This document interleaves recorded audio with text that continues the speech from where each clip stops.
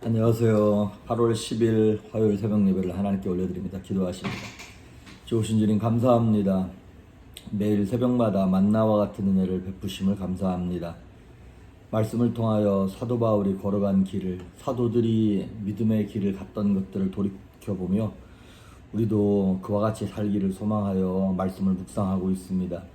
묵상에서 끝나지 아니하고 삶이 변하고 말이 변하며 생각이 바뀔 수 있도록 성령께서 감동하여 주시옵소서. 새로운 힘과 능력이 솟아나게 하시며 담대하고 평안하고 지혜로울 수 있도록 은혜를 베풀어 주옵소서. 감사하고 예수님의 이름으로 기도했습니다. 아멘.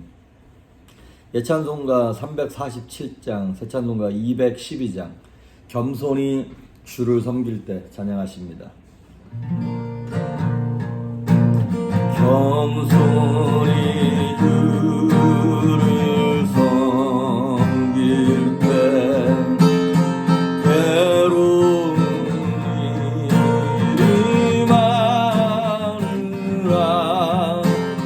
구주연에게 힘주사 잘 감당하게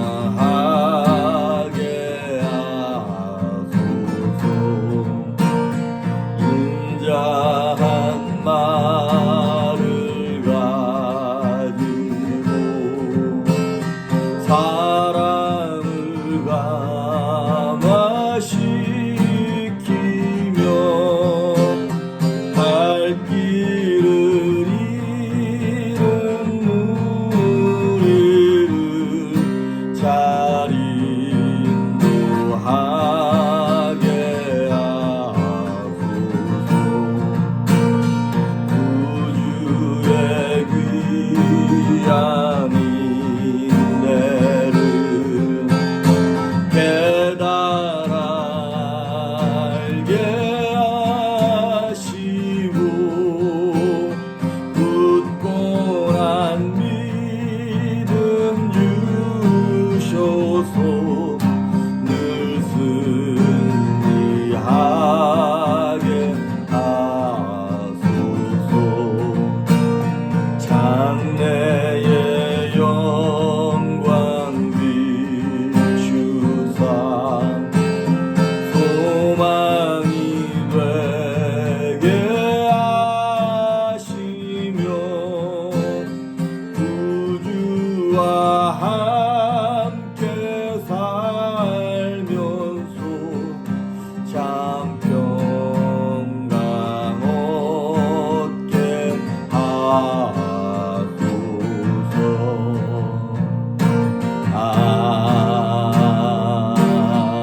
아멘. 아멘. 오늘 우리에게 주시는 하나님의 말씀은 사도행전 26장 24절부터입니다. 어제 광고를 드리려고 했는데 못 드렸는데 다음 주 화요일부터 우리 교회 조혜영 전사님이 인도하시는 성경 통독 클래스, 성경의 맥 같은 클래스가 저녁 8시에 시작을 합니다. 8시부터 9시 반까지 16주간 하게 되는데, 여러분 성경 지식이나 백그라운드 이런 거에 궁금하신 분들은 우리 조혜영 전사님께 연락하시거나 우리 교회 웹사이트에 그 광고 올려놨습니다. 그러니까 그 이메일 보시고 연락하시면 되겠습니다. 우리 사도행전 26장 24절에서 32절에 있는 말씀까지 봉독에 올립니다. 바울이 이같이 변명하며 베스도가 크게 소리내어 이르되 바울아 네가 미쳤도다. 너의 많은 학문이 너를 미치게 한다 하니 바울이 이르되 베스도 각하여 내가 미친 것이 아니요 참되고 온전한 말을 하나이다. 왕께서는 이 일을 아시기로 내가 왕께 담대히 말하노니 이 일에 하나라도 아시지 못함이 없는 줄 믿나이다. 이 일은 한쪽 구석에서 행한 것이 아니니이다. 아그리빠 왕이여 선지자를 믿으시는 줄 아나이다. 아그리빠가 바울에게 이르되 네가 적은 말로 나를 권하여 그리스도인이 되게 하려 하는도다. 바울이 이르되 말이 적으나 많으나 당신뿐만 아니라 오늘 내 말을 듣는 모든 사람도 다 이렇게 결박된 것 외에는 나와 같이 되기를 하나님께 원하나이다 하니라. 왕과 총독과 버니게와 그 함께 앉은 사람들이 다 일어나서 물러가 서로 말하되 이 사람은 사형이나 결박을 당할 만한 행위가 없다 하더라. 이에 아그리빠가 베스도에게 이르되 이 사람이 만일 가이사에게 상소하지 아니하였더라면 석방될 수 있을 뻔하였다 하니라. 아멘. 지금 사도 바울이 이제 마지막 로마로 가기 전에 이제 청문회 같은 거를 하고 있습니다. 새로 부임한 베스도 총독 앞에서, 그리고 아그리빠 왕 2세와 많은 리더들 앞에서 지금 이제 자신의 간증을 어저께 얘기했어요. 이제 어저께 얘기하고, 오늘은 이제 지금 여기 보면 바울이 이렇게 쫙 얘기하고 나니까, 간증하고 나니까 24절에 베스도 총독 이렇게 말했어요. 바울아, 네가 미쳤다. 너의 많은 학문이 너를 미치게 했다. 네가 하도 많이 그거 연구하고 공부해가지고 거기에 푹 빠져가지고 완전 미쳤다, 이렇게 얘기하는 거예요. 우리 그럴 때 있죠. 예를 들어서 뭐 어떤 젊은 청년들이 나 누구랑 사귄다고 그러면 너 미쳤냐고. 근데 본인은 어때요? 행복한 거예요. 좋은 거예요. 어떤 사람은 스포츠에 미치기도 하고 뭐 이렇게 자기가 좋아하는 거에 미치는 거 있지 않습니까? 그런데 미친 사람들에게 나타나는 공통점이 있어요. 뭐냐면 모두가 행복해 합니다. 그거 하면서 행복해요. 그래서 여러분, 왜 정신이 온전하지 않은 분들, 우리가 흔히 속된 말로 미쳤다고 하는 사람들이 암 환자가 없다 그러죠. 왜? 자기가 그냥 거기 미쳐가지고 좋아가지고 그거 하고 있으니까.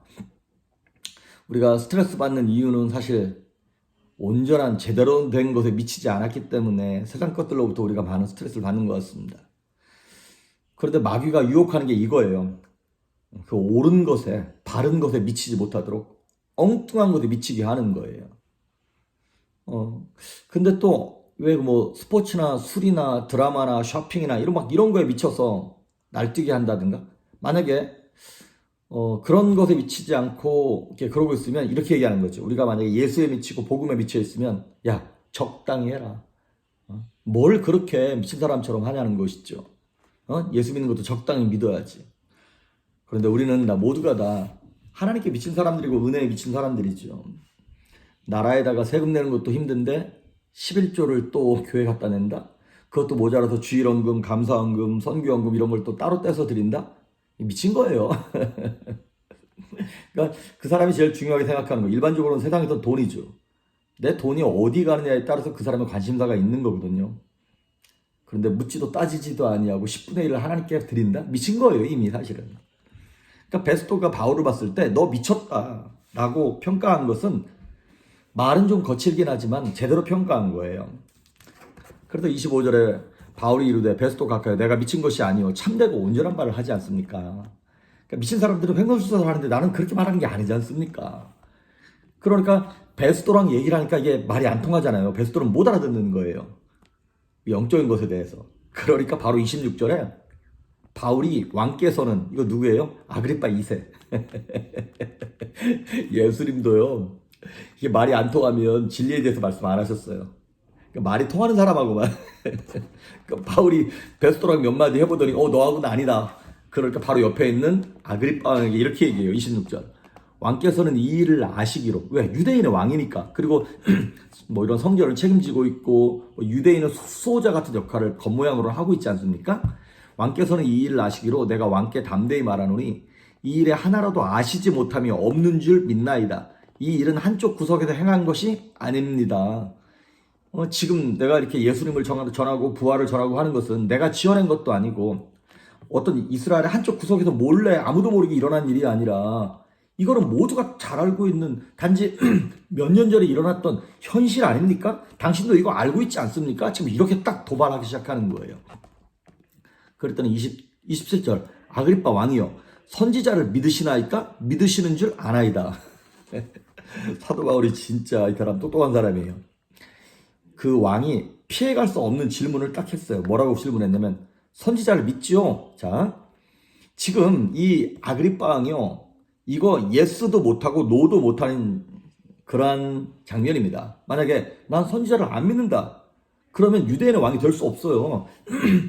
지금 비록 아그리빠가 에돔 사람의 혈통이긴 하지만 명분적으로는 이 사람이 유대인의 왕이거든요.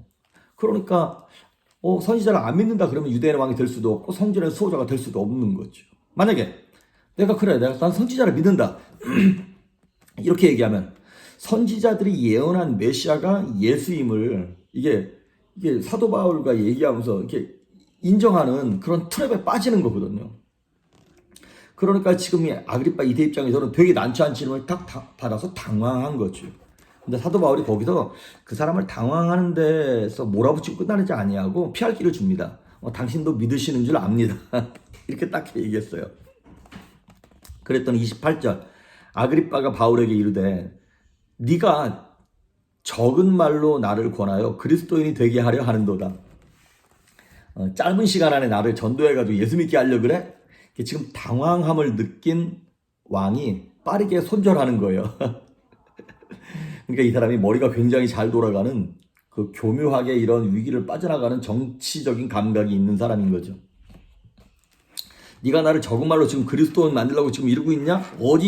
어디서 수작질이야? 뭐 이런 거죠. 그랬더니 29절 바울이 이르되 말이 적으나 많으나 당신뿐만 아니라 오늘 내 말을 듣는 모든 사람도 다 이렇게 결박된 것 외에는 나와 같이 되기를 하나님께 원하나이다 하니라. 야, 여기서 이제 그 유명한 사도 바울의 고백이 나오는 것이죠. 모두가 다 나처럼 되기를 바랍니다. 지금 바울의 형편이 어떤데요? 감옥에 갇혀 있는데 뭘 나처럼 돼? 사도 바울이 그러는 거예요. 감옥에 갇힌 것만 빼고는 내가 갖고 있는 마음의 평강, 기쁨, 천국에 대한 확신, 구원에 대한 어떤 확신, 이렇게 되기를 바란다는 거예요. 얼마나 이게 참으로 당당한 모습입니까? 사도 바울이 빌립보서 1장 20절에 이런 말을 했어요. 내가 어떤 일에나 부끄럽지 아니하고 살든지 죽든지 내 몸에서 그리스도만 존귀하게 나타나길 바란다. 로마서 14장 18절에도 보니까 내가 살아도 주를 위하여 죽어도 주를 위하여 사나니 살아 죽으나 우리는 다 주의 것이다 라고 하는 죽음을 초월하고 이 땅의 어떤 부끄러움을 초월하고 이 모든 걸 초월해서 내가 목숨 걸고 달려갈 수 있는 그 영광스러운 그게 있다는 거예요. 그 제가 늘 말씀드리는 것처럼 매일같이 제가 기도하는 기도 제목 중에 하나가 하나님 제가 뭐 목회를 하면서 뭐 힘들든지 어렵든지 뭐 물론 안 어렵으면 좋겠습니다. 이런 기도를 꼭 합니다. 하지만 그 무엇이 있든지 신명나게 목회했으면 좋겠습니다. 하나님께서 그 나의 참신 되신 우리 하나님께서 나를 부르신 그 부르심에 소명을 가지고 신명나게 하나님의 일을 감당하면 좋겠습니다라고 하는 그 고백을 날마다 하는 거예요. 사도 바울이 지금 모습을 보니까 살아도 주를 위하여 죽어도 주를 위하여. 여러분 세상에 있는 모든 것은 우리를 중독으로 끌고 가려고 합니다. 세상 사람들이 볼 때 좋다 싶은 것들을 다 중독으로 끌고 가요. 중독됐다는 얘기는 뭐하다는 얘기냐면 노예가 됐다는 얘기예요. 그러니까 노예나 중독은 특징이 뭐예요? 그것 없으면 못 사는 것. 그러니까 우리가 예수님 외에 어떠한 다른 것도 다 끝은 멸망이에요. 그런데 우리 성도들은 우리도 중독됐죠. 미쳤죠. 예수님께. 그런데 우린 주님 없으면 못 산다라고 미쳤는데 우리는 뭐의 노예가 된 거냐면 생명의 노예가 된 거고 기쁨과 평강과 능력의 중독이 된 것이죠. 그러니까 생명을 살리는 중독, 우리를 살리고 다른 사람을 살리는 중독, 그게 바로 예수 믿는 사람들의 특권이 되는 것이죠. 그래서 사도 바울이 빌립보서 3장에 우리가 잘 아는 그런 말씀을 해요. 내가 예수를 믿음으로 말미암아 모든 것을 다 해로 여겼다. 그 전까지는 학벌을 위하여, 가문을 위하여, 내 명예를 위하여, 돈을 위하여 열심히 뛰어갖고 살아왔는데 예수 믿고 나니까 이 모든 것들이 해로 여겨지더라. 아니 배설물로 여겨지더라. 똥 같다는 거예요. 내가 예수 믿어보니까 예수 그리스도를 믿는 것이 가장 고상하고 행복한 일이더라는 것이죠. 만약에 진짜 다이아몬드가 손에 가득한 사람은요, 플라스틱으로 만든 가짜로 만든 다이아몬드를 보면 그거는 짐이고 쓰레기예요. 진짜를 내가 갖고 있으니까. 생명을 소유하고 천국을 소유한 우리에게 이 땅에서 우리에게 어필하고 있는 그런 자존심, 작은 이익 이런 것들은 능히 내려놓을 수 있는 거거든요. 그런데 우리가 자꾸 옛사람의 소리에 귀를 기울여서 아니 생명에서 공급되어지는 그 능력, 기쁨, 평강을 온전히 통로를 깨끗하게 거룩하게 유지하지 못하고 있으니까 이것이 점점 줄어들기 시작하면서 다른 쪽에 중독되어지고 다른 것에 귀를 기울이게 되는 것이죠. 여러분 요즘에 뭐 한국의 BTS가 그렇게 난리인데 거기 그 팬덤 보십시오. 그 팬덤을 보면 그 아민가? 걔네들만 봐도 진짜 BTS에 미쳐가지고 쌩 난리를 치는데 우리는 천국과 생명을 소유하고 있는 하나님께서 내 안에 계심으로 내가 살아도 주를 위하여 죽어도 주를 위하여 할 수 있는가? 그 요한복음 15장에 나오는 말씀처럼 나는 참 포도나무고 내 아버지는 농부다. 근데 저가 내 안에, 내가 저 안에 있어야 이것이 참 뿌리를 제대로 받고 거기서 나오는 진액으로 말미암아 우리가 열매를 맺는데, 우린 자꾸 그 올바른 뿌리에서 자꾸 다른 데로 뿌리를 내리려고 손을 내밀고 있단 말입니다. 바라기는 오늘 사도 바울처럼 모두가 다 나처럼 되기를 바랍니다 라고 하는 그 고백이 저와 여러분에 의해서 정말 담대하게 나왔으면 좋겠어요. 비록 우리가 이 땅에서 부족하게 살고 연약하게 살고 가난하게 살고 좀 힘들게 살지라도 우리를 성도를 성도되게 하는 것이 뭐예요? 예수 그리스도의 생명이잖아요. 그것이 이미 우리 안에 있기에 그 천국을 소망하면서 또 이 땅에서도 만배로 갚아주시는 그 하나님의 은혜를 기대하면서 오늘도 사도 바울과 같이 우리가 예수님께 미치고 예수님께 중독되고 말씀 가운데 우리의 뿌리를 박읍시다. 근데 그거는 훈련이 필요해요. 그러니까 씨앗을 심었다고 저절로 이것이 자라는 게 아니잖아요. 그 물을 찾기 위하여 하나님의 은혜를 내 삶 가운데 우리 가정 속에 오염되어지고 왜곡된 내 인품 속에 하나님의 생명을 바로 받아들여서 그것을 바로 펴고 정말 주님의 말씀에 뿌리를 둠으로 사도 바울처럼 다른 것들을 배설물로 여기고 주님 한 분만으로 만족할 수 있는 제가 되고 우리 성도님 여러분 될 수 있기를 주의 이름으로 축복합니다. 기도하십니다. 좋으신 하나님 감사합니다. 사도 바울이 그 무서운 현장 속에서도 모두가 다 나처럼 되기를 바랍니다 라고 담대히 소리쳤던 것처럼 우리의 믿음도 우리의 인생도 우리 예수님은 그렇게 자랑하며 드러낼 수 있도록 믿음의 뿌리가 바로 박히게 하시며 하나님의 말씀이 제대로 들리게 하시고 그 말씀에 온전히 반응할 수 있도록 긍휼을 베풀어 주시옵소서. 우리 사랑하는 성도님들 외롭고 힘들고 눈물 나며 서러울 때가 참 많습니다. 주님 오셔서 역사하시며 우리를 새롭게 힘있게 능력있게 회복시켜 주시옵소서. 내 영혼을 소생시키시고 자기 이름을 위하여 의의 길로 인도하시는 하나님만 붙잡습니다. 동행하여 주옵소서. 감사하고 예수님의 이름으로 기도했습니다. 아멘.